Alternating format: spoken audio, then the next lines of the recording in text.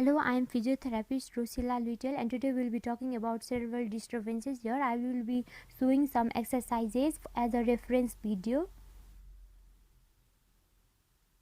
So, the causes of cerebral dysfunction are developmental, use of toxic substances, autoimmune, vascular, metabolic diseases, infections, tumors, and autosomal dominant. There may be several causes other than listed below. The cardinal signs are hypotonia, ataxia, dysarthria, tremor, oculomotor dysfunction, dysmetria, unstable gait, and scanning speech.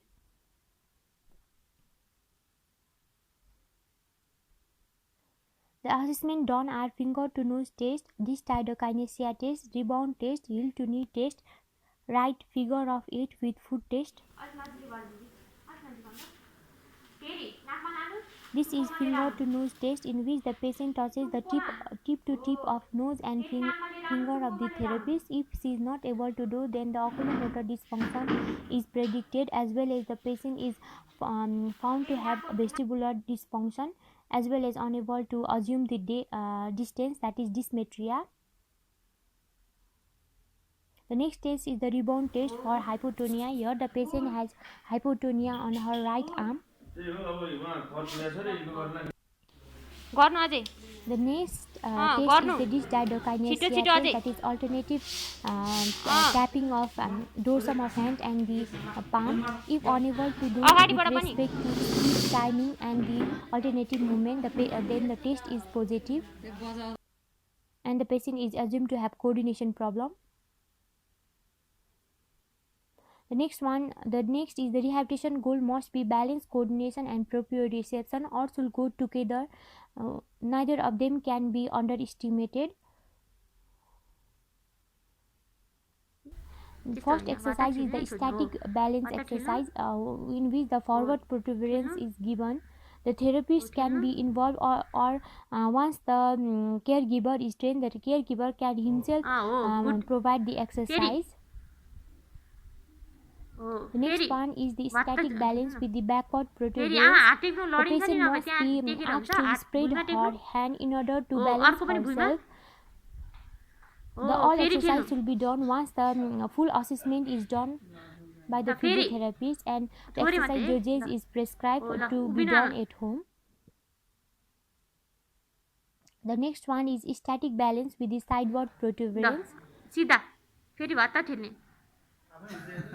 आफै हुत्तिने हैन आमा, उहाँले ठेल्नुहुन्छ नि बल्ल.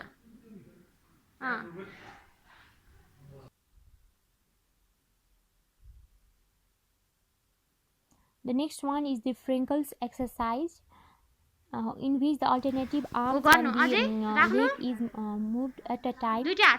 This is very much useful for the dynamic balance, which is the advanced dynamic balance, that is during the gait or during the ambulation.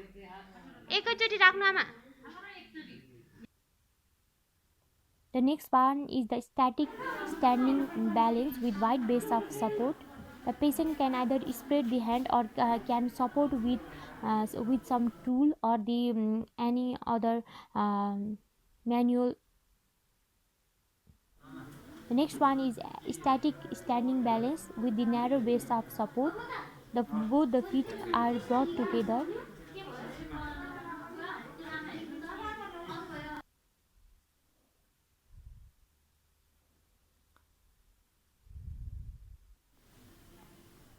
The next one is standing in firm surface.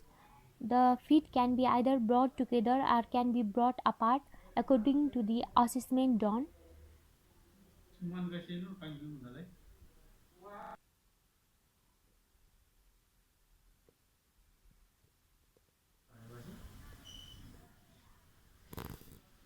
The next one is standing in a firm surface with feet together. Here the ankle, knee, and the hip strategies work together in order to maintain the balance.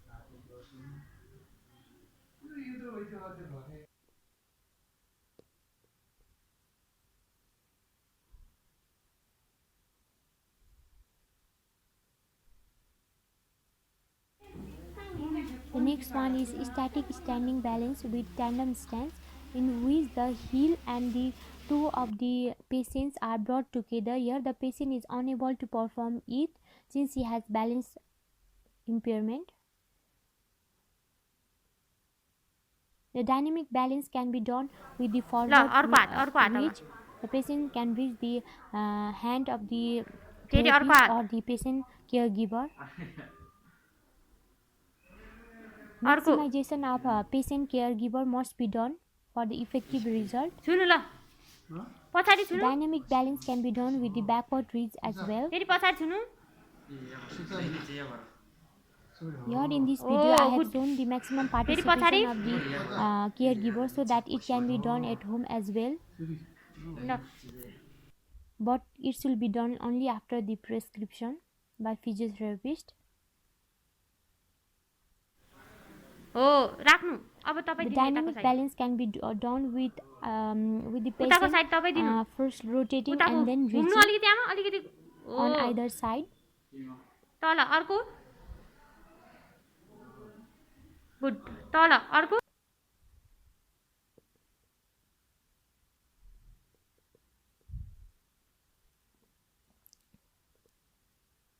The vestibular rehabilitation is very much important since oculomotor dysfunction is given and it is required during the advanced balancing gait. The habituation exercise is one of them. Object tracking with the head steady is one of the exercise. There are various exercises but I have shown only two of them. It will be done only once the physiotherapist does the full assessment of the patient. The object tracking with both the head and the object moving can be done. Next one. Here the patient is having the oculomotor dysfunction, so she is not able to perform it correctly. The gait training can be done with marking for biofeedback. Here I have used some paper so that the patient can step over it and get the biofeedback of our gait. The base of support can be either narrowed or made wider according to the patient's assessment. The therapist will be nearby so that the patient could be assisted during the gait and prevent the risks of fall. Thank you for watching. Since this all exercise required the prescription, so please do after only the prescription of exercises, and this video is made after taking the consent. Thank you.